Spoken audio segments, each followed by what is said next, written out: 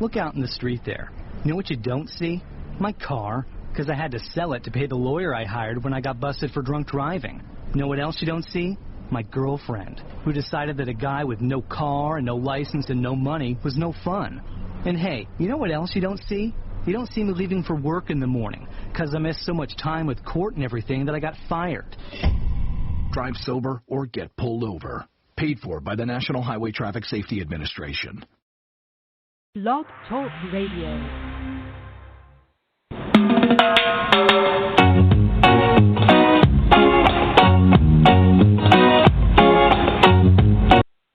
Hi folks, I'm Chris Daly, and with my partner Janice Maxwell, we seek out great Jamaicans doing great things, and we have a treat for you tonight. We're going to be introducing Michael Irving Phillips, a man with a powerful pen. He had left Jamaica to come to Howard University, and he decided to actually stay in the U.S. He received 2 degrees, a master's in education and a BS in chemistry. But that did not slow him down. When you have a powerful pen, you use it to write and to influence.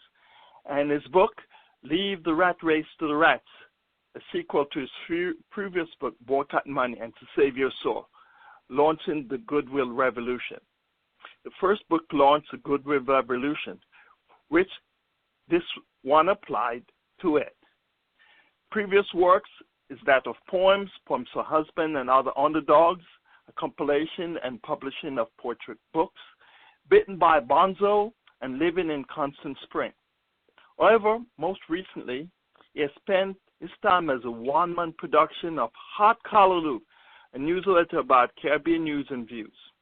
From April of 1992 to December of 1992, it was published monthly. But then technology is taking it over, and he now publishes it on the web. This evening, Janice will engage him in some reflective conversation. Janice, take it away. Chris. Hi, Michael. Hi, both of you. It's quite an honor to be here, and I am glad to be here. So share with us a little bit about your Jamaican roots. Well, I was born in Kingston and spent most of my youth there. I went to KC for 3 years. Then we moved to Mandeville, and I went to Manchester High School, from which I graduated. Worked a year in Kingston, and then came to Washington, D.C. to attend Howard University. And as you know, we are all alum. We all have that Howard connection, me, Chris, and you. So what influenced you to decide on a career of the choices you made? Well, by education, I was trained to be a teacher. I actually went back home to Jamaica after I graduated for 3.5 years and taught in high school there, and then migrated to America. And when I came to America, you had to be a citizen to teach. It took 5 years minimum to become a citizen, so I ended up in the highway department as a highway engineer. Oh, so you are just a well-rounded person. Okay, so describe the rhythms of the Caribbean that cultivated your soul. Oh, that's quite a mouthful there. I'm not sure how to answer this, but I will mention the fact that, you know, as kids, we used to go to the country during the holidays, and I remember going to Orocabessa, and one of the things that struck me there, what my granduncle or something like that died, and they dug the grave on the property, and which was quite a job. It was rocky, and they had to change it. And I thought I was there, and the grave diggers would be singing the old Jamaican folk songs as I did. And this went on through the night, and that really made an impression on me. So I maybe those songs cultivated my soul. Yeah, and it's interesting because I experienced something like that too in the country, because it's just not, you know, like burying your relatives on the property of like, okay, well, there's something new. So your choice of Howard, you know, there's a saying that if you go to school, it's either the Huey or Howard. It's in your birth certificate contract. Is that true? What made you decide to go to Howard?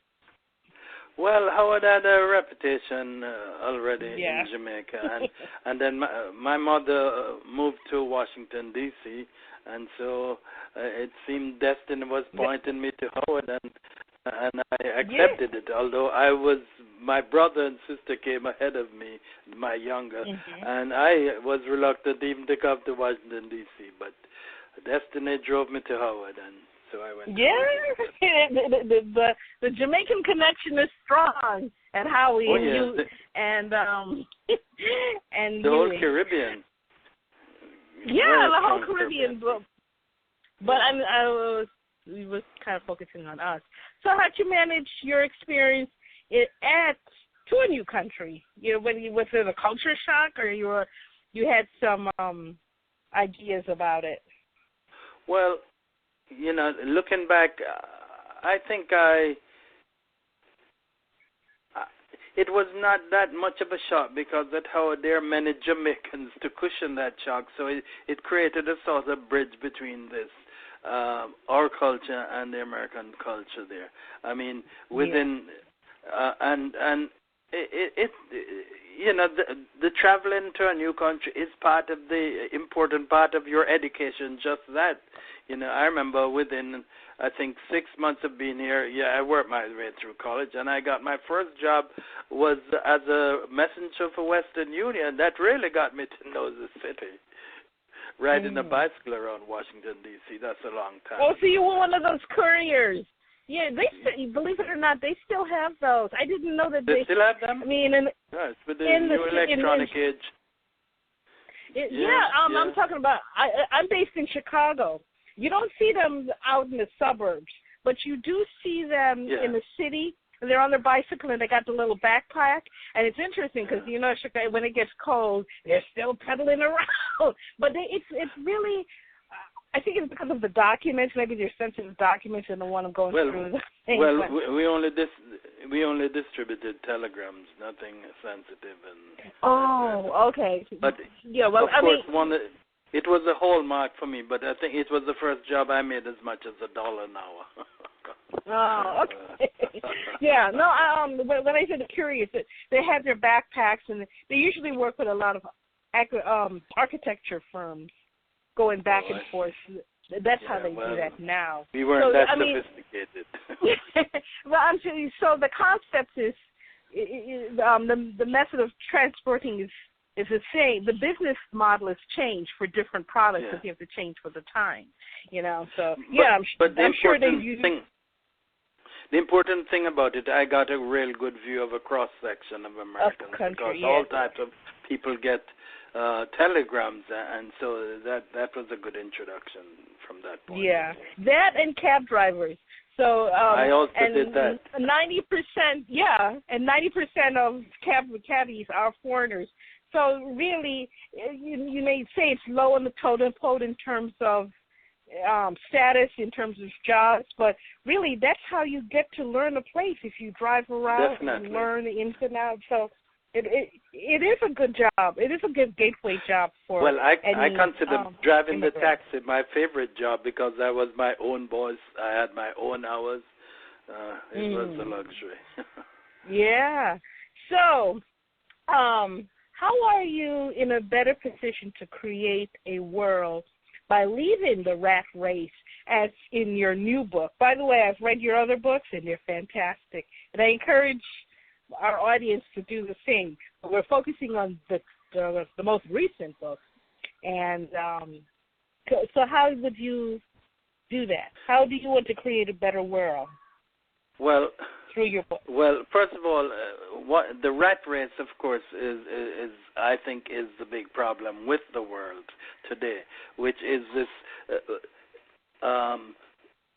fascination and addiction to money, seeking money at the expense of almost everything else. And this, I think, has really ruined our institutions and has it's a culture that is damaging. For in this culture of of chasing after money, greed and selfishness are assets, you know, and if you're kind and considerate and caring, they're pretty much liabilities, and that is a big problem, and we don't realize it, but everyone is conditioned to that. That is part of our culture, and the culture, and it has created a lot of problems. Now, leaving the rat race, I'm leaving the rat race for the goodwill revolution, I call it, which is instead of focusing on money, I'm putting people first. And by that, it's a message of Christmas, goodwill towards all. And I believe we should, all that energy that we turn towards making money, we should make our priority establishing strong relationships with other people. So in other words, you don't want us to be a Gordon. Did you ever see the movie Wall Street with Gordon Gekko?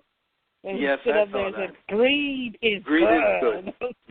Greed is So you do not it is an advantage in this rat race. And I'd also like to mention my inspiration from the title came from Bob Marley. Really? Which song? Oh, Rat Race. Oh, yeah. That's true.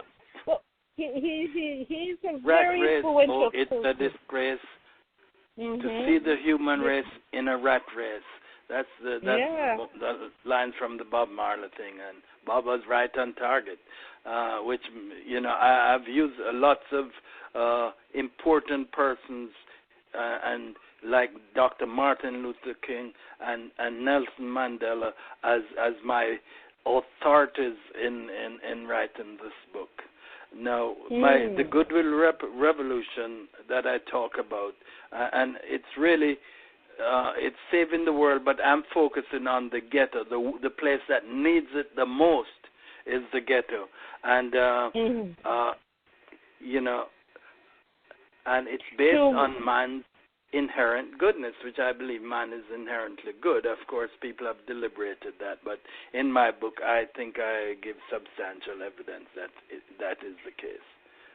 Now that's an interesting point that you mentioned, the ghetto, because when you say you want to write about revamping the ghetto, many people willing to misinterpret that or interpret that as gentrification. And as you know, being in the D.C. area, gentrification does not help the people who live in the ghetto. It helps yuppies. Right. It is the complete opposite of what I'm talking about. Right. So unfortunately, this does not benefit. So what is the alternative solution to you're proposing here? Well, as I said, it's strengthening relationships. Now, in the ghetto right now, they push education, and deservedly so, on to become an entrepreneur and all this stuff. Well, a few choice people will benefit from that, but and they'll be plucked away from the ghetto. They'll graduate from the ghetto, but the ghetto remains bad. Now, I am concerned with the ghetto itself. I want all the people in the ghetto to be improved by this. And I think by focusing on relationships and strengthening goodwill towards all, it's a rat race in the ghetto. It's each man for himself. We have high crime and we have bad policing and all those type of things in the ghetto. I want to change that, and I think this is a cultural change. It's a revolution. It's a cultural revolution. We have got to change. I'm changing attitudes here. And I am hoping that I will get some people to, my book is to start the revolution. I want leaders of this revolution. I want people to join the revolution. So it's basically a spark or an instruction, a blueprint to get a new mindset thinking. Yes. So technology continues at a rapid march, creating lifestyle changes in its wake. So how can we not compromise our humanity for this wake? Well, unchecked with the rat race, we will compromise our humanity. That's one of the things that really worries me. Experts have said that technology might make labor irrelevant. There won't be enough jobs for people because technology will take over the jobs. So who will care about those people whose jobs have been replaced in large numbers? If we go along looking for money alone and not caring more about people, those people will be set adrift. And this is the type of thing that I am trying to prevent and raise in the consciousness. And at the same time, we will be ourselves better off by abandoning this mad pursuit of money and things and power, all those things. You know, and I like to use an example in the book, a hypothetical example here of who are two individuals. One I call Blue Blood Bob, who is rich. He lives in a $1 million house. He has a Lamborghini. And Ghetto Willie, who lives in a slum apartment. He barely has a job that doesn't even pay a living wage. But something is missing, and Ghetto Willie is better off than Bob. And you know why? Because Ghetto Willie is happy, and with all his riches, Blue Blood Bob is not happy. The problem is that our goal should be happiness, not rich, and we think that by becoming rich we'll be automatically happy, and it's not so. Now, if you can be poor and happy, then why do you need to be rich? The chances of people in the ghetto being rich are non-existent. So let us aim for happiness, and that is what my book is doing. I am making happiness the real goal, and happiness is through strengthening relationships with each other and goodwill towards each other. And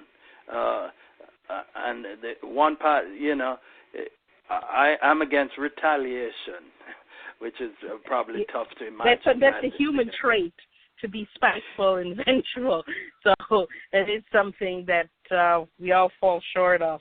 So what wisdom do you have for parents about how to raise their kids today and not be a part of that vengeful cycle? Well, you know, I'm going to. This is in my book, and you know, the African phrase, "It takes a village." Well, yes. I want the ghetto to be not just a ghetto. I want it to be this village, and I use this example in my book. This mother, her son, bicycle is stolen, and it's stolen by a 7-year-old boy, and she's able to find the boy with the bicycle. And, of course, she gets the bicycle back and says, you're probably going to be a thief the rest of your life and all that, and you're on your way to think. Now, the goodwill revolutionary way is that this mother would seek out the mother of that kid and said, I'm concerned about your son. He stole my bicycle, and I think I could help him. And may I sit down and have a talk with both of you? And in the talk, I'm going to read this, if you don't mind. The talk should say, I'm concerned about your future, Johnny. Johnny is the one who stole the bicycle. Do you know, Johnny, that stealing a bicycle is a crime? Do you know that you could go to jail for that? That Johnny is only 7. Are you a thief, or do you want to be a thief? If you go to jail as a thief, you will be locked away and you will lose your freedom. Losing your freedom means you will not see your loving mother, your friends, be unable to play games, go to the movies, and so on. It will make your mother very unhappy, so unhappy, I'm sure she will just cry to lose you. Do you want to make your mother unhappy, to make her cry? Do you really think stealing a bicycle is worth that headache? Let us do things to make your mother proud of you. Your mother already has a very hard life, working hard to look after you. Do not make it harder for her. I don't want you to go to jail. That is a horrible thing. Let's be friends. I hope you will let me be your friend. Whenever I see you, I will say hi and ask, how are you doing? It takes a village to raise a child. Let's be that village in the ghetto. Quite true. And there was a time where if you, I'm sure you've read stuff like James Baldwin, when he talks about how it wasn't ghetto, it was a sense of family, but not like that anymore. No, it's not. But right, and everything changed dramatically. I guess in the 60s. So look in your crystal ball and paint 2 stories. 5 years out, what do you see when we read your book and follow that blueprint that you have for us? Well,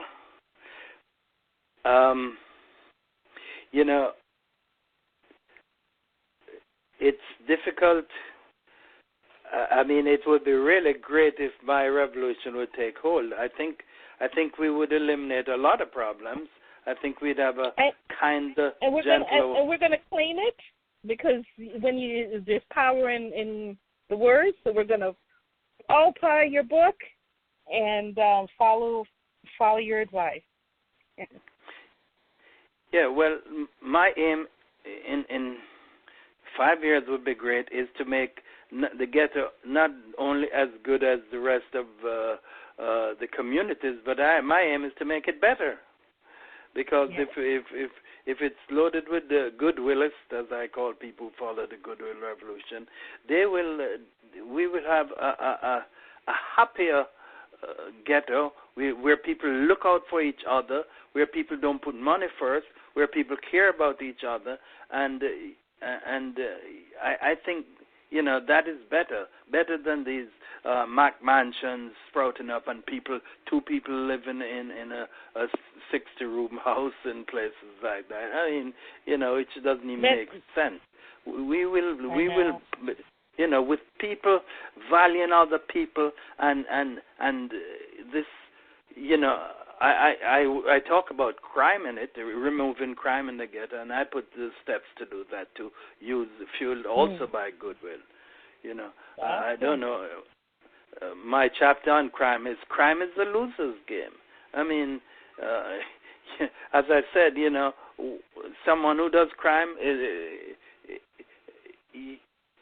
they don't have any pension plan, they don't have any retirement, and they can be locked up at any moment, and they're robbing from poor people who don't have much money anyhow, and I think we could manage crime by goodwill, because a lot of the crime comes from gangs. Gangs have leaders. Leaders, if they're a leader, they have a certain talent, and they have a responsibility to their members to make sure that you give them the best opportunities. There's a social structure.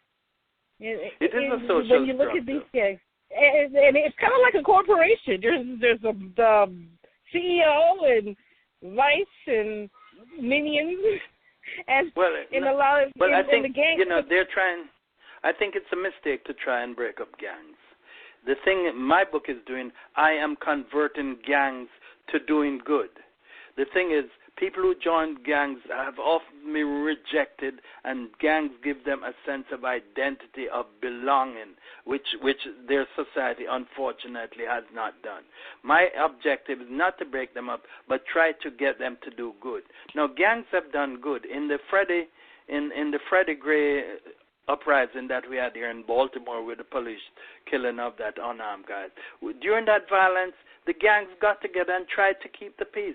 Hardly anyone knows about that. But it was reported. I myself wrote the mayor and said, give them some positive reinforcement. Said, thank them. The church members should have got up in their pulpits and identified this wonderful how these people tried to save it. But, that's what we got to do. We got to use positive reinforcement. And I think we could get gangs, gangs converted to a sense of belonging. And what we need to do is convert those gangs to do good instead of bad things. And I think that is feasible under my Goodwill Revolution. Well, okay. And so if we continue our present task, you see? Yes. Well, our present task is as I said all the time is our present system is broken. It's broken. Our political system is gridlock. we have homeless people all over in the richest country in the world. We have people run out in healthcare. We have police abusing unarmed black people. I mean, the system is broken, and it's only Band-Aids. The other thing is, we've got to make a cultural change. Those are Band-Aids, and it's unlikely it's going to make any dramatic change, unfortunately. And by reading your fantastic book, you do provide a blueprint for us to make changes in our lives and in our community. So how can folks follow you teaching and getting your fine work? Well, my book is on Amazon. Leave the rat race to the rats. It's also on, I'm having problems with my webpage, which I only found out today. I thought it was all fine. But if you go to my hotcallaloo.com, which is my Caribbean sort of newsletter blog, if you click on the link there for the book, you can get it there, and you'll get a better deal from my website than you will at Amazon. Amazon. So, any parting wisdom?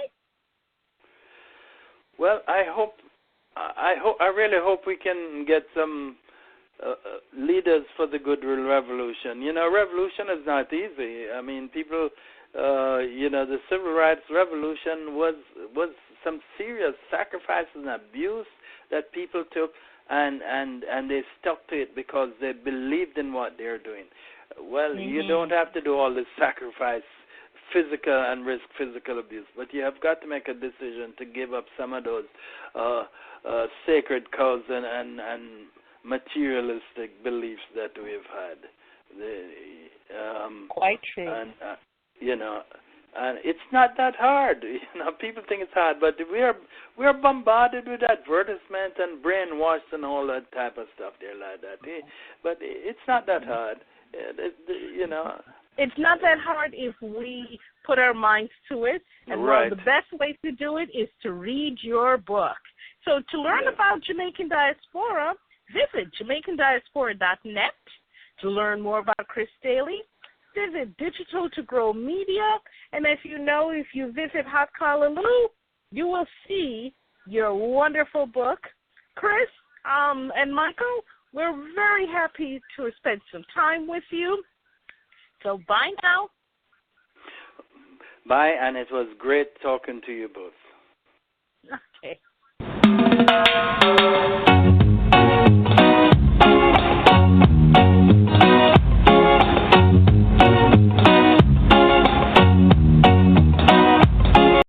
Look out in the street there. You know what you don't see? My car, because I had to sell it to pay the lawyer I hired when I got busted for drunk driving. You know what else you don't see? My girlfriend, who decided that a guy with no car and no license and no money was no fun. And hey, you know what else you don't see? You don't see me leaving for work in the morning, because I missed so much time with court and everything that I got fired. Drive sober or get pulled over. Paid for by the National Highway Traffic Safety Administration.